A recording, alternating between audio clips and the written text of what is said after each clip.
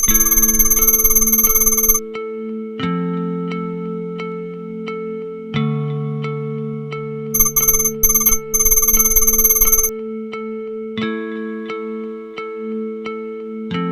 tengah agenda hilirisasi yang tengah digembor-gemborkan pemerintah, khususnya nikel di Indonesia Timur, Raja Ampat kini menjadi salah satu contoh yang paling mencolok.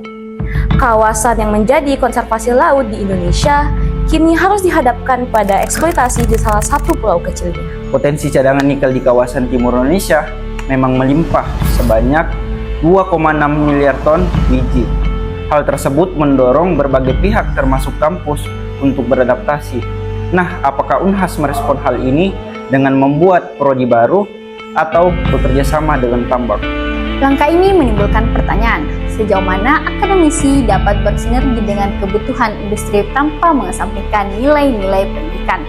Di sisi lain, aktivitas pertambangan kerap disoroti karena dampak sosial dan ekologis yang ditimbulkannya, seperti isu kemarin yang sempat ramai, yaitu pertambangan di Pulau Gak.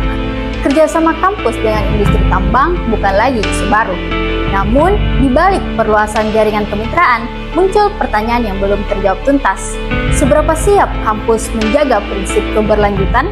Berikut liputan khusus tim identitas untuk mengulas lebih lanjut.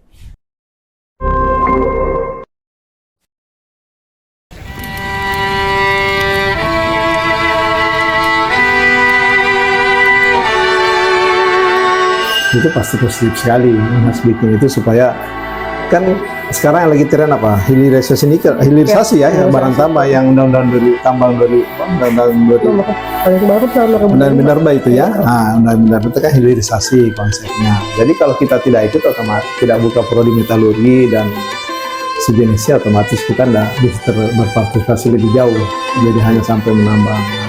Nah, cuma masalahnya di setiap proses itu kan pasti ada dampak lingkungan. Peradaban dibangun dari pertambangan. Jadi kalau pertambangan berhenti, berarti peradaban berhenti. Menurut saya, untuk peran dari kampus sendiri itu merupakan langkah yang sangat baik, tetapi kita harus tetap menanamkan bagaimana mahasiswa-mahasiswa yang akan terjun ke lapangan ini, mahasiswa-mahasiswa teknik metalurgi yang akan terjun ke lapangan itu harus memperhatikan betul bagaimana nanti mereka mengeksplorasi lingkungan-lingkungan yang ada, ataupun bagaimana dia caranya mengembalikan ekosistem lingkungan yang telah mereka eksplorasi.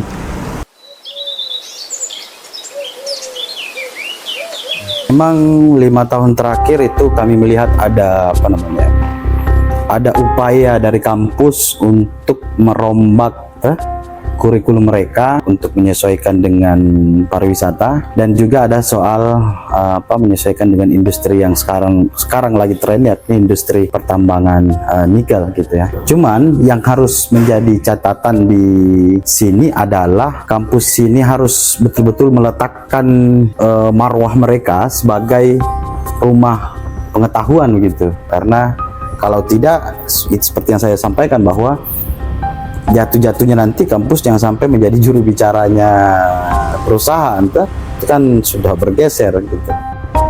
Jadi kalau saya ya, karena kita tidak punya kewenangan untuk menyetop atau memberhentikan proses legislasi yang berjalan di sana, saya cuma mau sarankan bahwa kita bisa mendapatkan dana dari sektor pertambangan, tetapi tidak mesti harus pemegang izin usaha pertambangan. Karena pemegang izin usaha pertambangan itu jauh lebih besar risikonya dibanding dengan kita hanya sebagai pemegang izin jasa penambangan. Dan ada 32 jenis pekerjaan yang bisa kita masuki di dalam jasa penambangan itu tanpa resiko yang sama kalau kita jadi pemegang izin usaha penambang. Kemudian yang kedua, kalau masih ada pekerjaan lain, lebih bagus itu yang dipakai daripada mengajari tambang tapi berisiko dan bisa meruntuhkan wibawa dan roh perguruan tinggi di masyarakat. Pesan saya untuk generasi muda saat ini, jangan buta, tapi jangan juga apatis terkait hal ini, karena kita sebagai mahasiswa juga itu harus berpikir kritis, berani menyuarakan pendapat ataupun hal-hal yang benar, tetapi kita hadir tidak hanya menyuarakan tetapi memberikan solusi yang benar. Nah, teman-teman mahasiswa harus berani memperlihatkan di mana letak kebenaran saat ini, bagaimana sebenarnya pertambangan ini bisa merusak lingkungan, bagaimana langkah yang bisa kita berikan sebagai mahasiswa yang berpikir kritis dan juga tidak apatis dengan lingkungan kita. Mari kita selalu mendampingi langkah kampus kita, mendampingi langkah pemerintah kita untuk selalu berada di jalan yang benar. Kampus sejatinya adalah rumah bagi pemikiran, sebagaimana gerakan baru kampus berdampak. Perguruan tinggi dituntut hadir dalam peradaban untuk membangun gagasan. Tambang memang menjadi bagian dari peradaban, tetapi dalam bayang-bayang eksploitasi, kampus tidak boleh tinggal diam. Ia harus menjadi ruang kritis yang memastikan bahwa kemajuan tidak hanya menguntungkan, tapi menjaga keberlanjutan.